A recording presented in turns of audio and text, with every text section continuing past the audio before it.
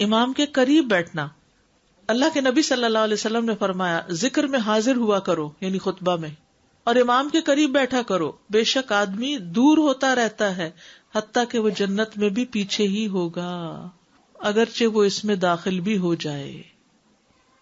یعنی تاخیر کی اتنی مذمت ہے. خاموشی سے خطبہ سننا یعنی بات نہیں کرنی چاہیے، کوئی اہم بات بھی نہیں پوچھنی چاہیے. ابن مسعود سے روایت ہے کہ انہوں نے ابی ابن کعب سے قرآن کی کسی آیت کے بارے میں سوال کیا جبکہ اللہ کے نبی خطبہ دے رہے تھے، تو انہوں نے اعراض کیا اور کوئی جواب نہ دیا. پھر جب آپ نے نماز پڑھائی تو ابی کہنے لگے تمہارا جمعہ ہی نہیں ہوا. تو ابن مسعود نے رسول اللہ صلی اللہ علیہ وسلم سے پوچھا تو آپ نے فرمایا ابی نے سچ کہا، کوئی بات کرنے کی اجازت نہیں، یہ کہنے کی بھی کہ چپ ہو جاؤ یہ بھی اجازت نہیں.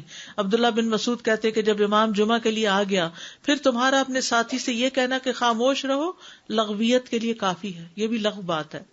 کوئی لغو حرکت نہ کرنا، کنکریوں سے نہ کھیلنا، فون سے نہیں کھیلنا، میسجز چیک نہیں کرنا، انگلیوں میں انگلیاں ڈال کے پٹاخے نہیں بجانا، گوٹ مار کے نہیں بیٹھنا. گوٹ مار کے کیسے بیٹھتے ہیں؟ گھٹنے اوپر کر کے اور یوں ایسے گھٹنوں کے گرد ہاتھ ڈال کے. کئی دفعہ ایسے نظر آتا ہے کہ خطبے میں لوگ اس طرح بیٹھے ہوتے ہیں کیونکہ پتہ نہیں ہے.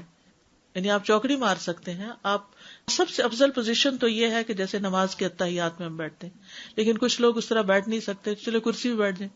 اگر کرسی نہیں ہے نیچے بیٹھے ہیں تو چوکڑی مار کے بیٹھ جائیں، ٹانگیں اس طرح پیٹ کے ساتھ لگا کے گھٹنوں پہ ہاتھ کو بل دے کے اس طرح نہیں بیٹھے. اگر مجبوری ہے تو وہ اور بات ہے، لیکن یہ کہ بلا وجہ نہیں کرنا چاہیے کیونکہ ادب کے خلاف ہے. اونگ آنے پر جگہ بدلنا. نبی صلی اللہ علیہ وسلم نے فرمایا اگر جمعہ کے دن کسی کو مسجد میں اونگ آنے لگے تو اپنی اس جگہ کو دوسری جگہ سے بدل لے. کہ بعض اوقات ایسا ہوتا ہے نا خطبے کے وقت بڑی سکینت ہوتی ہے اور آخری خطبہ تو آپ نیند میں ہی سنتے ہیں.